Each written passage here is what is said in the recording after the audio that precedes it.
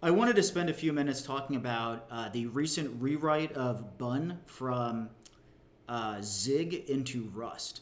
So this is a long story, but in a nutshell, I think this is the most interesting thing that's happened in software engineering in many years. I don't really remember anything as a high impact sort of symbolic milestone as this. The takeaway is that AI tooling has dramatically improved, and we've crossed into a new world where it now makes sense to write a majority of code with AI. This is not really news. I mean, if you're a software engineer over the course of the past year, you have watched this happen. Claude Code was only launched 1 year ago. Before Claude Code, the tools we had were basically GitHub Copilot and Cursor. And Cursor had a slightly more advanced tab completion compared to GitHub Copilot. And that was about it. We had advanced autocomplete with AI, which was great. That was a significant improvement over tools before. So it was a great tool.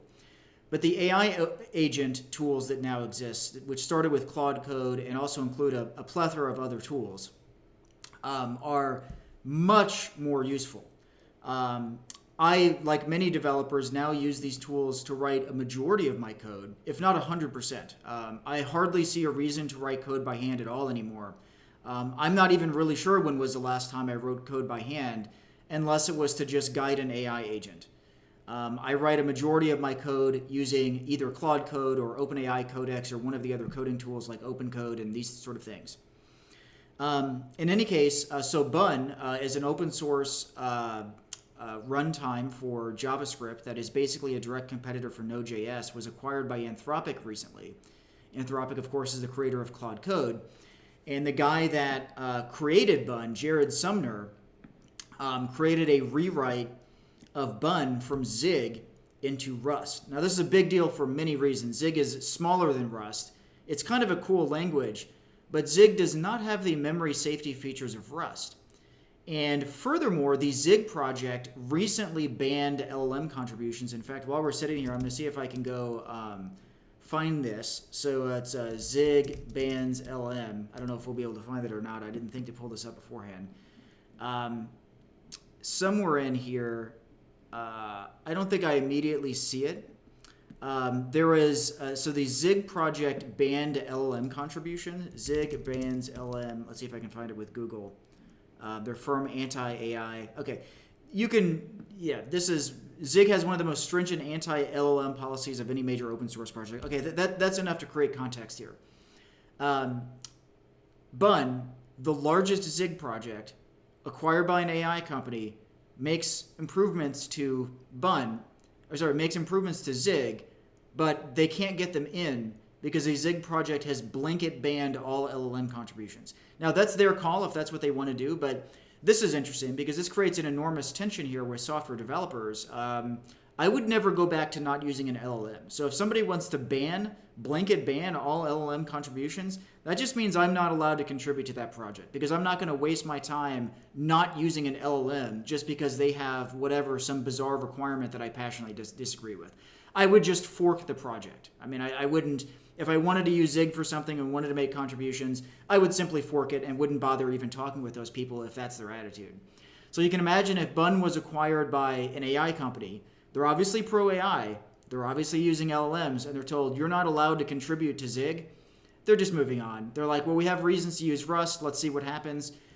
So not only were they able to rewrite it from Zig into Rust, but one of the most interesting facts about this was Jared, the guy that created it, he did the rewrite in approximately 1 week.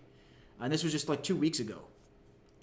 He did the whole thing in 1 week. And it's 1 million lines of code. I think we can see it somewhere here. Yeah, it's plus 1 million minus 4,000.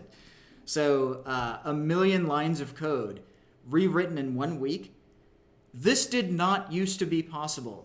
2 years ago, there is no way you are rewriting 1 million lines of code in 1 week. That's not happening. You probably wouldn't even bother to rewrite 1 million lines of code at all because it's such a large undertaking that no one used to do things like that before. But now if you have a project that has a lot of automated tests like Bun, you can rewrite the entire thing in 1 week. That's absolutely incredible. That is a huge milestone. This reminds me of the iPhone. When the iPhone was launched, it was like this milestone where all of a sudden computing was mainstream. I think this shows us where we are with AI coding tools. This is a symbolic milestone that we are in a new world now. It did not used to be possible to rewrite 1 million lines of code in 1 week, and that is now possible. Okay.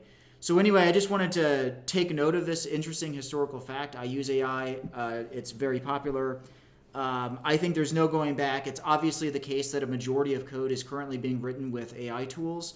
We're never going back to a world where most code is written by human beings by hand.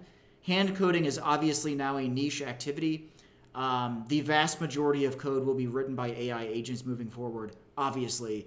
And this is what better way to show that and demonstrate that than rewriting a 1 million line tool from one programming language into another automatically with AI. That's truly incredible. All right, thank you for listening. Please like and subscribe. All right, take care.